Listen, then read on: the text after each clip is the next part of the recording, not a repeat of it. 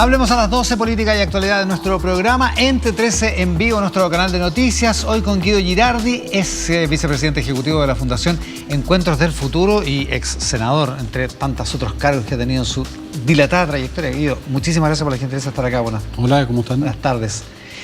Congreso Futuro, se viene el Congreso Futuro, empieza el lunes de la próxima semana. Empieza el lunes, de lunes a sábado.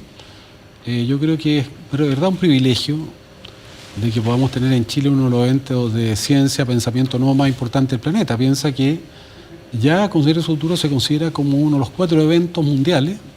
Lo hemos hecho en Marruecos, lo hemos hecho en Bolivia. Esa categoría. Y claro, imagínate, lo hicimos ahora en España, iberoamericano, con el rey de España diciendo, oye, yo quiero que esto lo hagamos todos los años. La UNESCO está planteando que el modelo Congreso Futuro debería ser un modelo global y que tengamos todos los años 120 científicos y científicas intelectuales, 80 de ellos internacionales que vienen gratis, porque todo lo que nosotros hacemos es un bien público, que lo que intenta Congreso Futuro... ¿Vienen gratis todos? Todos. Nosotros nunca hemos pagado un fee. Yuval Harari cobra 200 millones de pesos por una charla. ¿Ya? Y cuando vino a Chile vino gratis. Qué impresionante. ¿Por qué? Porque esto es un bien por qué se logra? Porque les decimos, oye, ¿cómo vas a cobrar? Yo he leído tus libros, hablas de altruismo, hablas de generosidad, hablas de construir sociedad y nos quieres cobrar a nosotros que esto es un bien público. Nosotros hacemos todo gratis.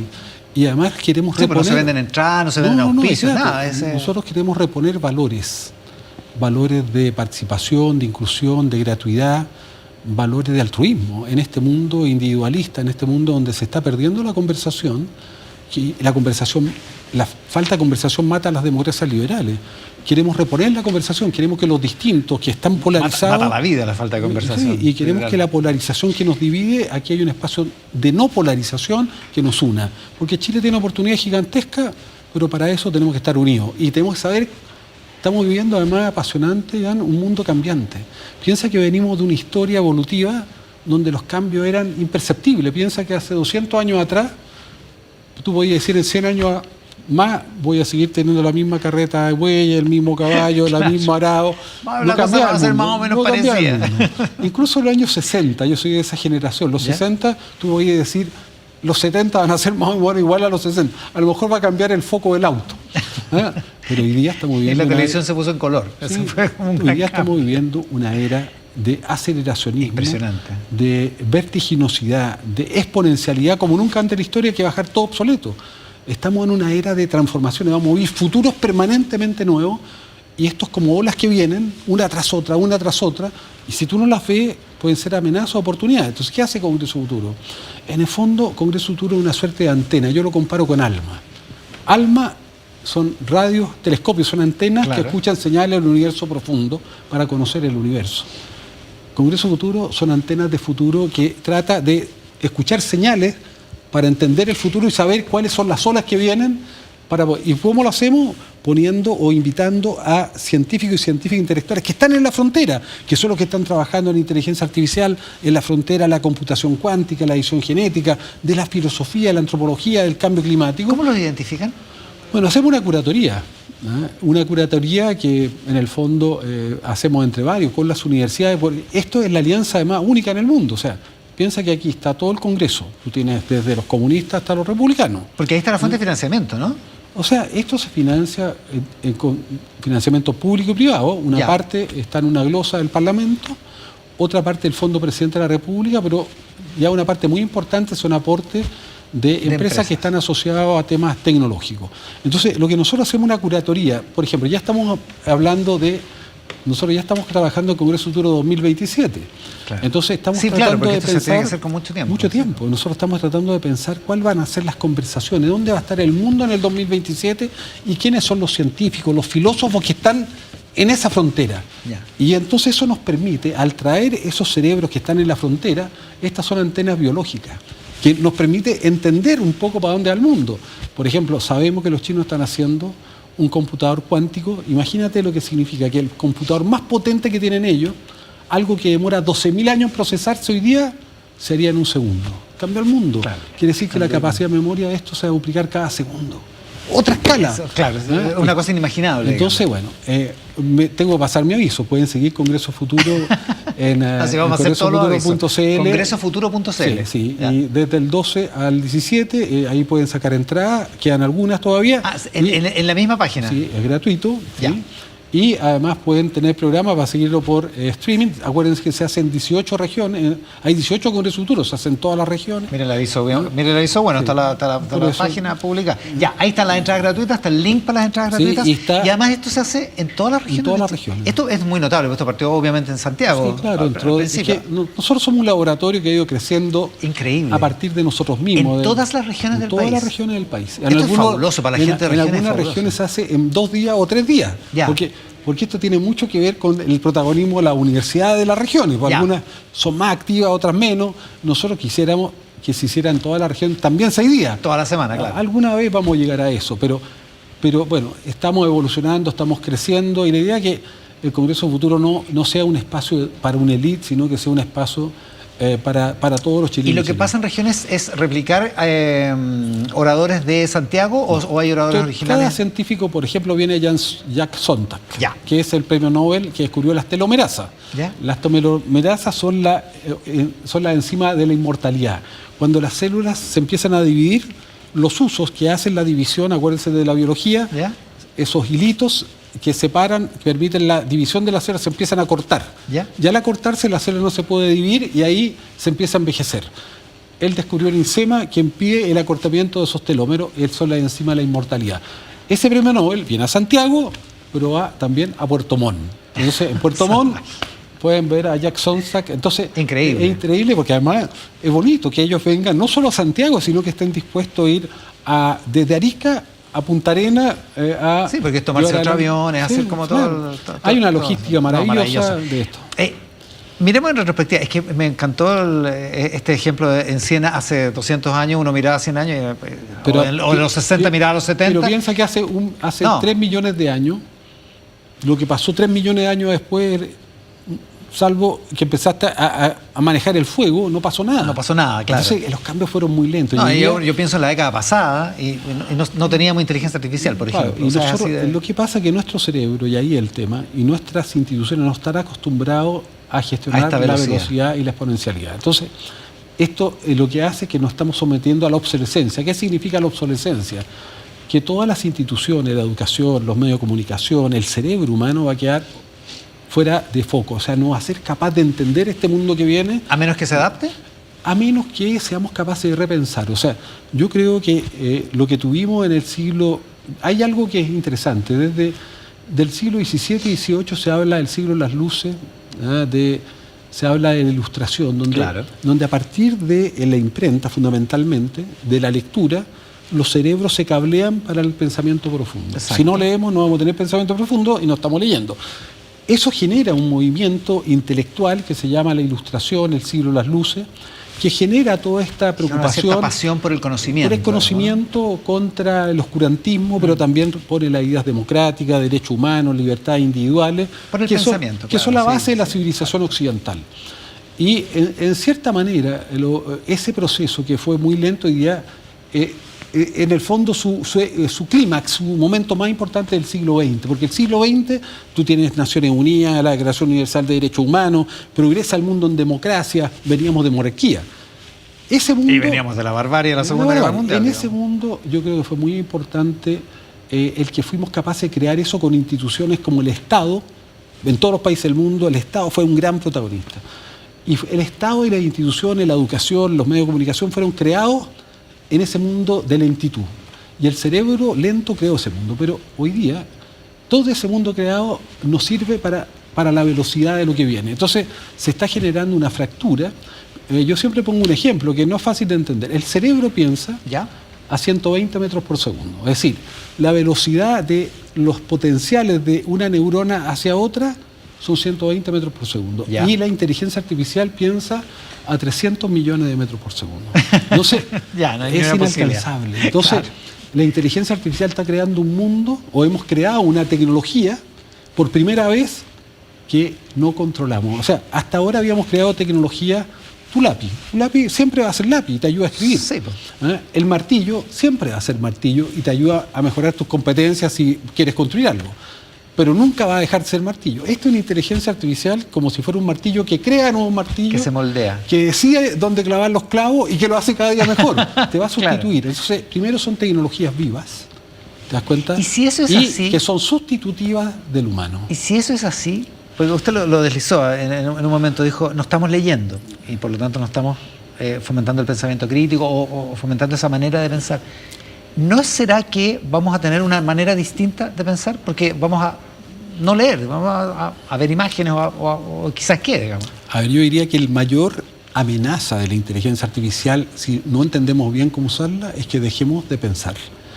Porque la flojera del hombre va a ser, no sé, tú tienes ahí un dispositivo para aprender a apagar la televisión, ¿no es cierto? Antes nos parábamos para apagar la televisión, no había ni siquiera... Y para cambiar el canal. Es la flojera del hombre, ¿te das cuenta? Entonces, ¿qué es lo que está pasando? Estamos dejando cosas que fueron fundamentales en nuestra creación de nuestra intelectualidad y de nuestras emociones. Por ejemplo, ya no leemos.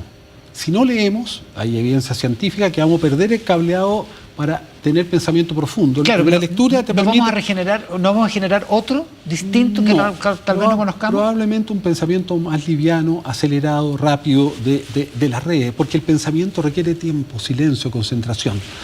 Luego estamos dejando... No es muy halagüeño el panorama. Estamos dejando conversar. Nosotros somos de la conversación. La intelectualidad, la creatividad tiene que ver con el conversar. Yo a mis hijos le digo, si me llaman por teléfono para conversar, yo no les contesto, no acepto que me manden. Hoy día en 280 caracteres no hay pensamiento. Bueno, esta conversación sería imposible con WhatsApp, digamos. No hay empatía. O sea, piensa que hoy día las relaciones son sin cuerpo. En las relaciones a través de las redes no tienen cuerpo. Yo estoy mirando tu ojo, estoy mirando tus expresiones. No solo escucho tu voz. Entonces estamos perdiendo, pero a través de tener una pantalla que mediante se pierde la empatía, porque yo jamás te diría a ti o le diría a alguien lo que le puedo decir a rostro cubierto en las redes sociales cara a cara. Entonces, la empatía es fundamental para la convivencia.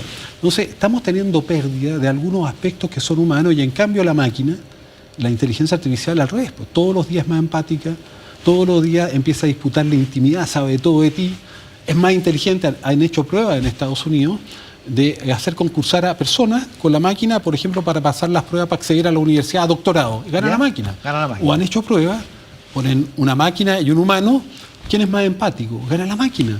Entonces, los humanos nos deshumanizamos, estamos 6 horas en pantalla promedio, nos hacemos adictos a la pantalla, eso le roba tiempo también a la actividad humana, a las interacciones con los papás, con la mamá, pues están en la pantalla, es difícil salirse de la pantalla, y la máquina, en cambio, cada día es más cariñosa, cercana, inteligente. Lo que hace que la ciencia como la conocemos, la biología, la física, capaz que... No es que pierda valor, pero se empieza a igualar con la filosofía, porque la filosofía es lo que probablemente nos pueda salvar o nos pueda dar una respuesta respecto de este problema. Yo creo que el gran tema de la humanidad hoy día no es tecnológico, no es científico, es ético.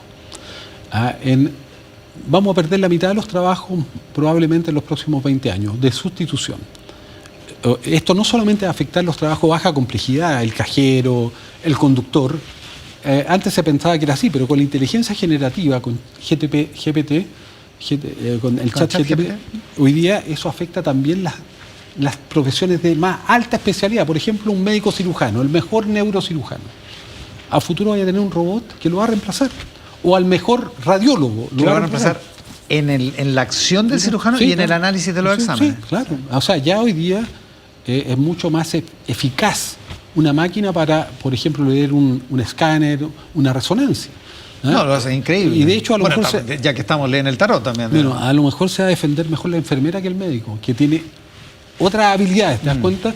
Que son más irreemplazables. Incluso ya mucha gente está usando el chat GPT para por ejemplo, para como consolador, como una especie de psicólogo, psiquiatra. Ahora, por otra parte, no hemos tenido siempre como especie humana, digamos, una actitud como media escatológica frente a las tecnologías, siempre pensando que el mundo que conocemos se va a derrumbar porque aparece una nueva tecnología. Yo creo que no es que se vaya a derrumbar o no, yo creo que siempre ha habido un temor a lo nuevo, al cambio. Sí, bueno, más o menos evidente. Sí. Pero esta vez, por primera vez, tiene una tecnología que te genera riesgos existenciales. O sea, Pensemos que ya hay una corriente muy importante en el mundo que son los transhumanistas, que no son cualquiera, son Silicon Valley, Google, Facebook, el poder del futuro, son los que tienen nuestros datos, son los que monopolizaron Internet, privatizaron Internet, y los chinos, que en cierta manera piensan que ya el ser humano está obsoleto. Y tienes, por ejemplo, un personaje que es muy importante, Ray Kurzweil, recomiendo su libro La Singularidad, y uno que acaba de sacar que se llama La Singularidad está cerca, que es el fundador de la Singularity University, que es como una especie de Vaticano. Muchos chilenos van a la Singularity. ¿Ya? ¿No? Bueno, él dice que en el 2045 vamos a ser inmortales porque vamos a poner nuestra conciencia en una máquina, en un código binario 01, y vamos a poder viajar por el universo en un rayo láser. Claro, vamos a superar las leyes de la física y de la biología. En el fondo, el cuerpo humano y el cerebro fue fundamental desde que salimos de la selva y éramos monos en estos 7 millones de años. Se fue modificando el cuerpo, adaptándolo para caminar, para explorar, el cerebro para gobernar la estepa, luego África, luego la Tierra. Pero ellos tienen un punto: el cerebro y el cuerpo humano nos sirven para el universo. Y si la continuidad evolutiva nuestra es en el universo, tenemos que abandonar el cuerpo y este cerebro que nos sirven. Y tenemos que ampliar el cerebro y tener un cuerpo que no sea un cuerpo biológico. Y eso estamos hablando de 20 años más, no del próximo siglo. Esto es muy cerca, ¿te das cuenta? Increíble. Sí. Entonces, y eso, por eso que yo pongo el ejemplo de Ray Kurzweil, que es el jefe de ingeniería de Google. No estoy hablando de un charlatán, del tipo que creó la Singularity University, que es una institución poderosísima. Bueno, lo más loco de todo esto es que aquí, en el último rincón del mundo, en Chile, todas estas ideas han estado en juego, digamos. Todas estas ideas han estado en el Congreso Futuro, ¿no? Todas estas ideas desde el año 2011 han estado. Nosotros hemos venido planteando estas preguntas porque las respuestas son el pasado. Las preguntas es lo que te abre posibilidades de futuro y son preguntas... cumple 15 años el Congreso Futuro. Congreso con 15 años. Imagínate una institución que cumple 15 años, que es uno de los eventos de ciencias más importantes del mundo, que ha tenido 1.200 los más importantes científicos e intelectuales, y por eso creo que... ¿Qué momentos inolvidables tiene el Congreso Futuro de estos 15 años? O sea, para mí, por ejemplo, la venida de Yuval Harari. Claro. Estuvimos 10 días con él, lo llevamos a Torres del Paine, lo llevamos a la Antártica. Después, por ejemplo... Porque vino en un momento muy brillante para él con sus libros. Bueno, Yuval Harari es hoy día de los personajes intelectuales que tienen una mirada del mundo, que tú podrás estar de acuerdo o no, pero... Claro, pero que además tiene un alcance masivo en la divulgación. En el mundo, es muy notable. Sí. Después vino Richard Dawkins. Richard Dawkins es el evolucionista histórico, te das cuenta, que se puso a llorar porque en Punta Arenas hay una copia del Beagle, del barco en que viajó Darwin. Y es exactamente igual. Y se subió al Beagle y se puso a llorar. Porque él es un darwinista profundo. O sea, personajes como eso. Después, personajes como Werner Herzog, te das cuenta, el cineasta.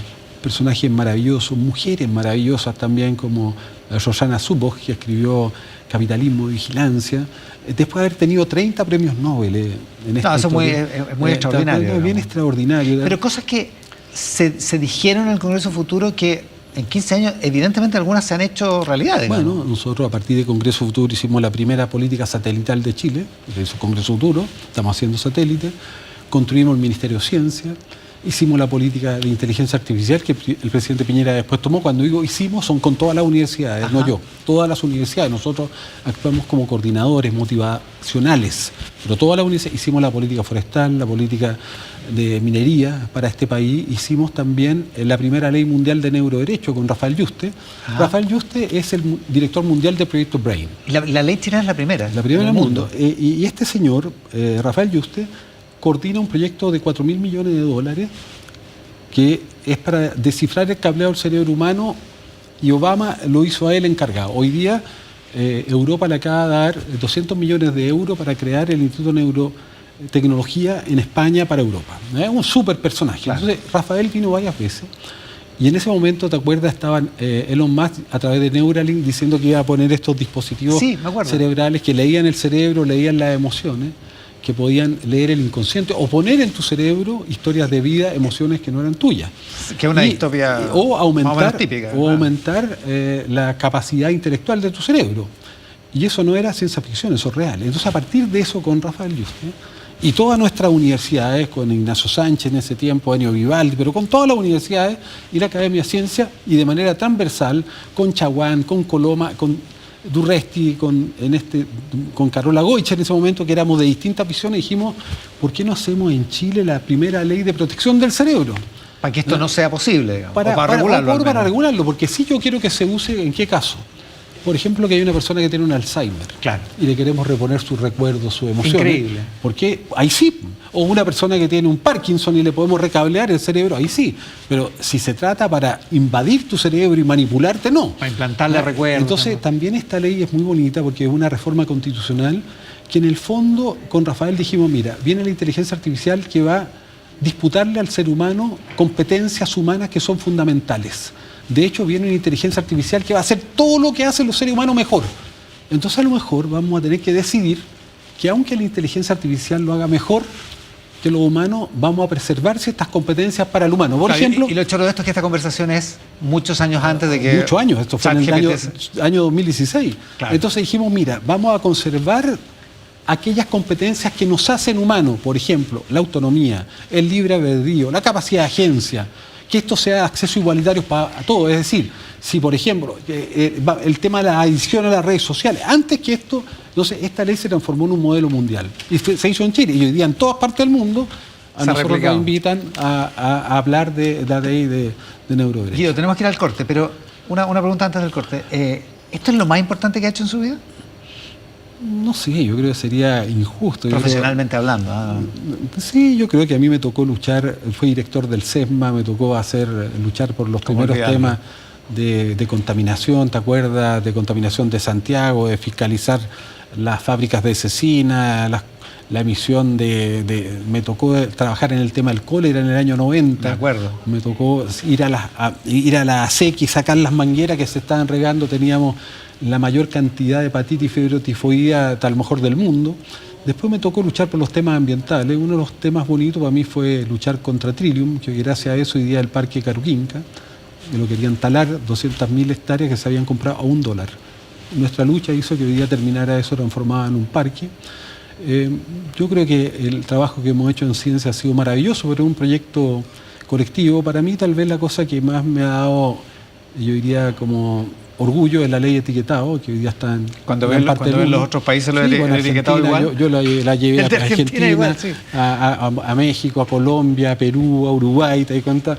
Y que hoy día las Naciones Unidas lo propone como un modelo mundial, y esta ley de neuroderecho, pero tal vez, claro, yo creo que el Congreso Futuro es lo más apasionante para mí. ¿Te das cuenta? ¿Cuál es mi premio? Leer personajes y después poder invitarlos. ¿Te das cuenta? Haber estado 10 días con Yuval Harari, con Richard Dawkins. Tenemos que ir al corte. Vamos. Estamos conversando con Guido Girardi sobre el Congreso Futuro, que comienza el próximo lunes. La pausa y estamos de vuelta.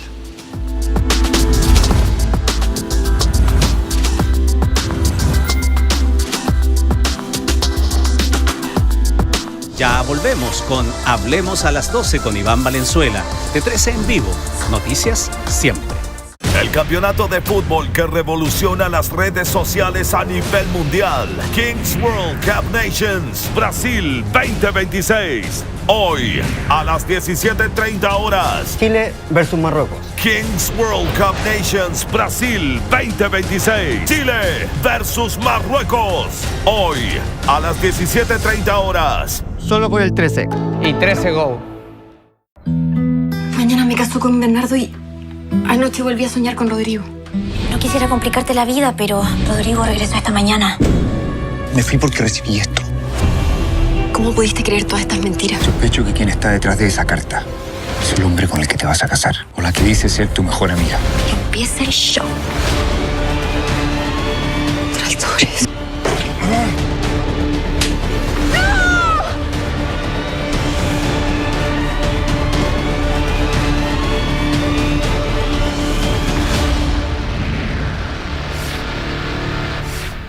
Este 2026, el canal de los realities está preparando algo totalmente inédito. Porque el 13 vuelve a producir los realities en Chile. Y tú podrás ser protagonista y llevarte un gran premio final. Ven al gran casting abierto para el nuevo reality del 13. Este 31 de enero a las 8 horas en Centro Parque, Parque Araucano. No se necesita ser famoso o tener miles de seguidores. Solo tener ganas de competir y ganar. Anótalo, 31 de enero. Guarda la fecha. 8 horas en Centro Parque, Parque Araucano. Preinscríbete y adelanta tu postulación en 13.cl o escaneando el QR. que no te lo cuenten. Este verano en 13 Rec, revive la serie Volver a mí, que muestra el camino de rehabilitación de pacientes en una comunidad terapéutica, con las brillantes actuaciones de María Izquierdo y Catalina Saavedra. Solo en 13 Rec.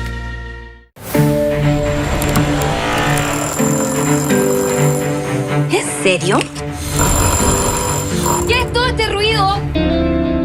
Él es Ángel, el maestro encargado de construir su oficina. Ángel Manrique, mucho gusto. ¡Qué bueno! Llegaron los maestros. Hay algo importante que tiene que saber.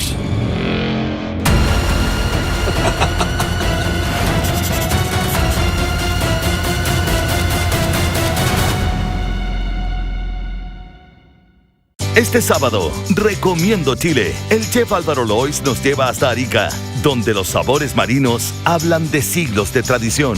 Cultura 13 tarde. Recomiendo Chile. Capítulo estreno este sábado, después de Sábado de Película, por el 13 y 13 Go. Sigue con Hablemos a las 12 con Iván Valenzuela. De 13 en vivo. Noticias siempre.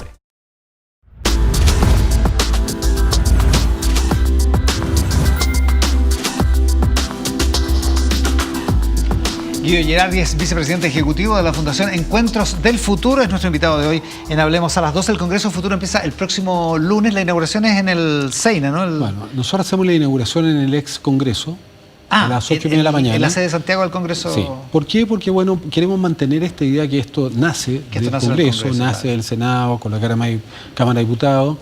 En el Salón de Honor, el Congreso Pleno. Sí, claro, y además es bien institucional, porque yo creo que este es el único congreso en el mundo de esta envergadura creado por un parlamento. Primero, te das cuenta, primera rareza, ¿no? Que no existe en otra parte. Cuando yo le digo a otros parlamentarios del mundo que hacemos esto, o sea, solo tienen envidia, ¿te das cuenta? Y son incapaces de hacerlo, porque, por ejemplo, en Francia, yo soy amigo, conozco a Macron, al presidente. Cuando le dije hagamos esto, me dice, yo en Chile, en Francia ni siquiera me puedo reunir con Le Pen, con la extrema derecha, no, es imposible, menos juntar a todas las universidades, menos todas las universidades con la política, menos con la Academia de Ciencias.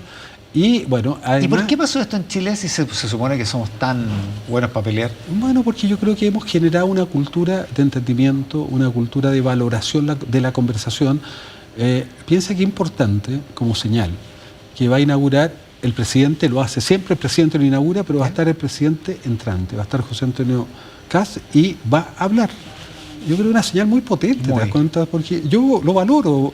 Tú puedes tener muchos prejuicios, se han hecho muchas leyendas que a los republicanos no les interesa la ciencia, pero este presidente tomó la decisión no solo de participar, de estar ahí y de intervenir. A propósito de eso, súper entretenida e interesante la conversación del primer bloque, pero usted que ha sido político prácticamente toda su vida, ¿cuán lejos parece la política profesional, de todas estas cosas, de todo este nivel de pensamiento, de todas estas preocupaciones? Bueno, cuando nosotros creamos esto, fue en el año 2011, yo era presidente del Senado, fue por esta misma razón. Yo me daba cuenta que la política había perdido el domicilio de la intelectualidad. Los intelectuales, los pensadores ya no estaban en la política, antes estaban, pero todo el mundo científico, académico, intelectual, se fue de la política. Pero la política más vive en la inmediatez, en el presentismo permanente, en el que salió el me gusta, el retweet. ¿Te das cuenta? No hay tiempo para pensar. Un vicio feroz. Entonces estamos viviendo un cambio de era gigantesco, donde se requiere pensamiento nuevo. Quienes debieran pensar debiera ser la política, pero la política no tiene las competencias ni la posibilidad. ¿Es un problema de elenco o un problema estructural? Yo creo un problema mundial. Yo creo que se está terminando el pensamiento nuevo. No hay generación de pensamiento. Estamos usando el pensamiento de ayer. Y eso afecta también a la política profesional. Y eso afecta a la política también. Entonces, cuando nosotros creamos Congreso Futuro fue para unir la política con la intelectualidel, con los científicos, para volver a pensar juntos, actuar juntos. Esa es la gracia. Claro, por eso nace en el Congreso. Por eso que nace y por eso que es tan importante que el Congreso Futuro haya sido capaz de unir a la intelectualidad, no solo a los grandes científicos y académicos de la universidad, sino a los científicos del vivir cotidiano también. ¿Te das cuenta? Porque hay un saber popular que es tan importante como el científico, sí, pero poder trabajar con las regiones, con los territorios. Ya. Las coordenadas. Empieza, bueno, en todas las regiones del país. En todas las regiones. Desde el próximo lunes. 12, y página congresofuturo.cl. Ahí está en la pantalla. Las entradas son gratuitas, como dice la pantalla. Tú puedes sacar tu entrada. Lo importante es que vayan, porque como es gratis, muchas personas hacen clic y después no van. Y le quitan el espacio a otro. Estos Claro, son 6 días, hay un programa, pueden elegir las charlas que quieran, pero también lo pueden ver por streaming. O sea, yo que soy un ignorante, si usted, recomiéndeme, no sé, 3. O sea, yo creo que José María Lasalle, un filósofo maravilloso, español, que fue ministro de 2 carteras de Cultura y de Telecomunicación en España, es un ministro liberal, fue del PP. José María Lasalle. Excelente, escribió un libro que se llama Civilización Artificial y va a hablar un poco de esta dimensión donde podemos estar transitando al fin del humano, a un poshumano, a un humano digitalizado. La transhumanidad. A una transhumanidad. Entonces, una más, que alcanzamos. Jack Sonstak, que yo creo que es este premio Nobel que decía de las telomerasas, apasionante, y yo lo invitaría a ver la Cumbre de Futuro del Trabajo, que es el día viernes, ¿ya?, a las 7 de la tarde en el Seina, porque vamos a hablar justamente de algo que le interesa a los chilenos, qué va a pasar con su trabajo. Vamos a ser reemplazados por la robótica. Piensa que un robot trabaja 8.700 horas al año, el humano 1.700, pero no se enferma, no tiene licencia médica, no viaja, no tiene sindicato, no paga cotizaciones. No paga cotizaciones, pero además, si tú lo quieres cambiar de trabajo, se reactualiza en línea. Y esa es una cumbre, una mesa con varios... Una cumbre. Y eso el viernes a las 7. Y el día martes a las 7, también en el Teatro de Las Condes, una cumbre de filósofos. ¿Quiere saber usted qué va a pasar con el humano? ¿Van a seguir existiendo los seres humanos? ¿Va a haber humanidad o vamos a ser transhumanistas? ¿Nos vamos a fusionar con las máquinas?